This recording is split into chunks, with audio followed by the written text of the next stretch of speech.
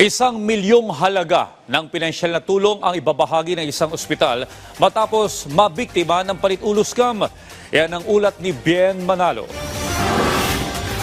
14 na araw na malagi sa ospital si Cherry Luvic Ignacio matapos tamaan ng COVID-19 noong 2020. Pero ang dapat sana'y 14 days, umabot ng mahigit 20 araw. Hindi kasi agad niya naiproseso ang bayarin sa ospital na umabot sa 300,000 piso na labas sa kanyang health medical insurance. Nagbigay rin daw siya ng promissory note pero hindi ito tinanggap ng ilang staff ng ospital. Kinailangang pumasok ang isang miyembro ng kanyang pamilya sa loob ng quarantine facility bilang kapalit-ulo para maayos niya ang kanyang mga bayarin.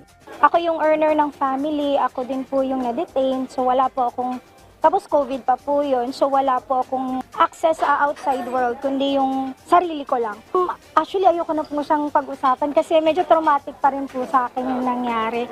Matapos ang 7 buwan ng maghain ng reklamong slight at serious illegal detention si Cherry kasamang iba pang biktima ng palit-ulo scam laban sa East Medical Center sa Valenzuela, sa wakas ay nagkaroon na ng dialogo sa pagitan ng pamunuan ng ospital at ng mga biktima. Nagkasundo kasi ang dalawang partido na ayusin na lang ang kaso. Nagkaroon sila ng maayos na resolusyon kasama rito ang pagpapaabot ng tulong pinansyal ng ospital sa mga biktima na nagkakahalaga ng 1 milyong piso bawat isa. Yung 4 po natin na biktima, malaya at kusang loob po silang umatras sa mga kaso na final po namin. So, maganda kasi ang settlement na ayos, lahat happy, di ba, hindi nagkaaway-away.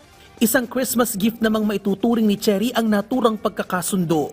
Actually, nung binalita po sa amin, lahat po kami nakatunganga kasi hindi po namin akalain na ganito po yung magiging Christmas namin.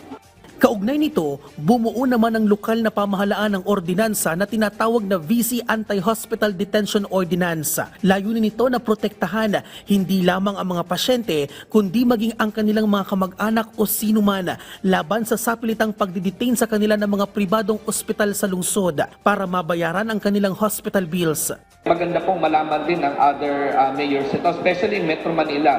Dahil ang nababalitaan ko po, marami ring mga ganitong insidente na nangyayari sa kanilang mga lugar.